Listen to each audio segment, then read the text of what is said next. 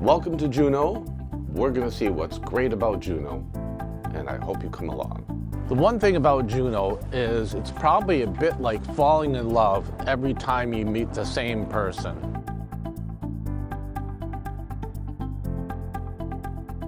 So we are going to go downtown Juneau and we're going to explore the city. So we are moored in the bay in Juneau, and there's all these cruise lines lined up. It's really quite spectacular. The Princes, it's a whole bunch of ships in the harbor here, everything from the Viking to Holland America line. It's really quite spectacular. And frankly speaking, there's 3,000 to 6,000 people on these ships. So one of the things I think are really amazing, and mind you, of course, this is considered a rainforest, is the appearance of creeks with waterfalls. And it is gorgeous. We're traveling to Alaska in May, so it's still cold, and frankly speaking, it's very high in humidity. So, is Alaska a trip worthy of your investment, of your money and time? I would say yes. In fact, actually, go there and expect your expectations to be, frankly, really increased. It is spectacular.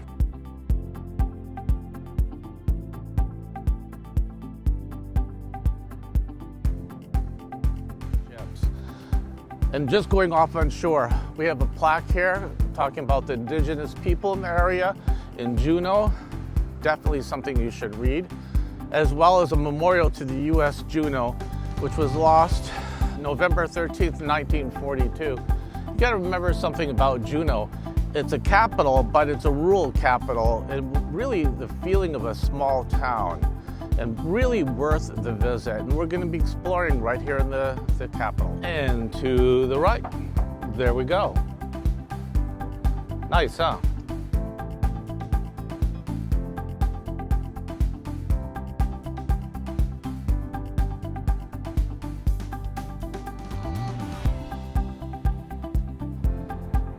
Basically, there's a series of sculptures for the Juneau waterfront where origins were an archetypes of the Alaskan landscape. The main image resides in two ecological characters whose spirits long guided the people of the land. Oh wow, it's a combination of both eagle and marine animals.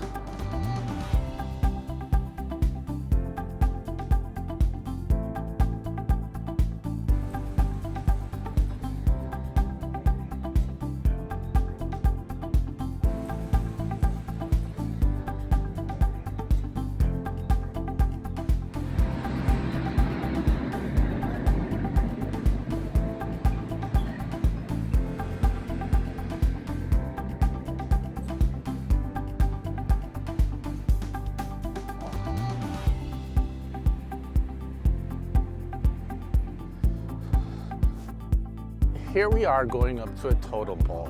And remember, totem poles are a bit like a business card.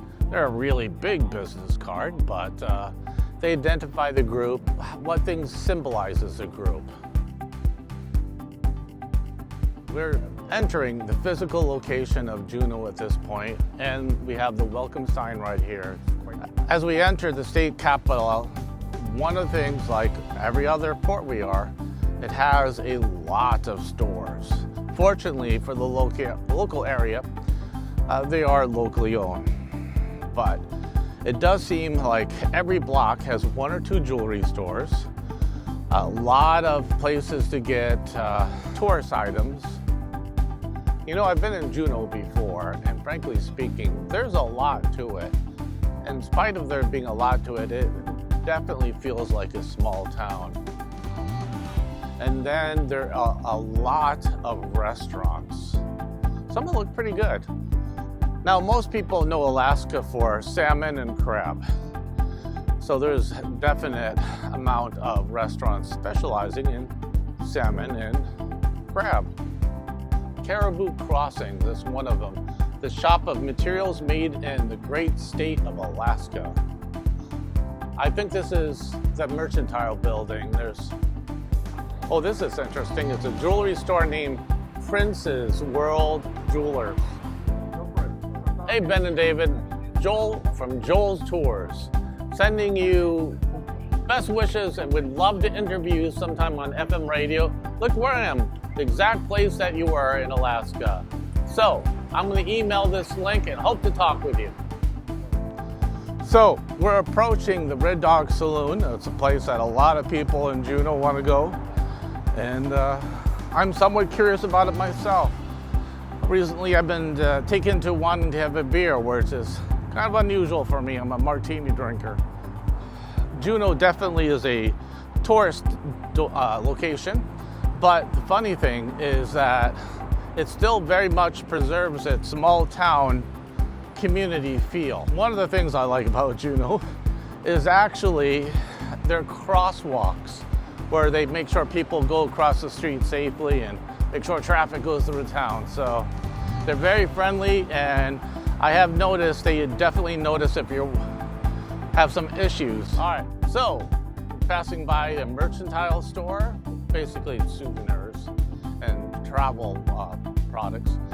But we are now walking in front of the Red Dog Saloon. And definitely something that we wanted to stop by at one point.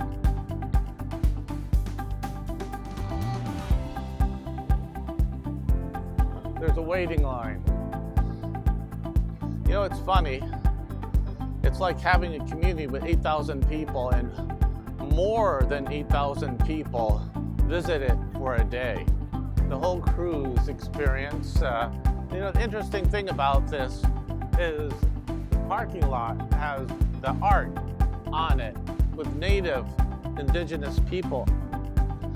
Basically, it's store after store. Actually, we saw our first store that was perfume focused only, but it's jewelry store, jewelry store, jewelry store, jewelry store, jewelry store, and I think the other one after that is a jewelry store.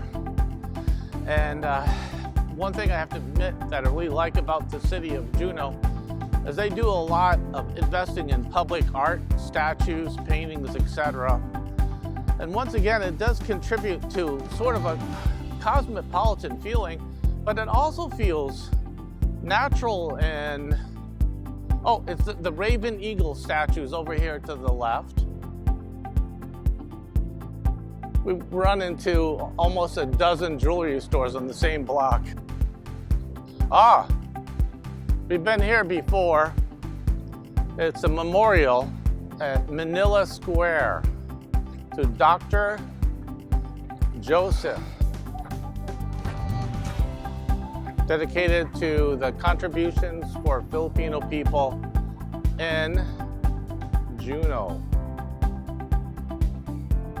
Manila, the thriving capital of the Philippines, the center of the government and cultural heritage, and is the economic heart of the nation. 1904, a cable vessel with 80 Filipinos assisted the installation of the first telegraph cable linking Juneau and Seattle.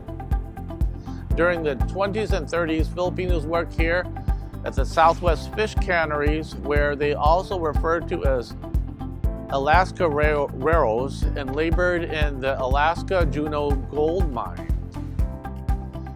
And the first Filipino community in Juneau was organized in 1929.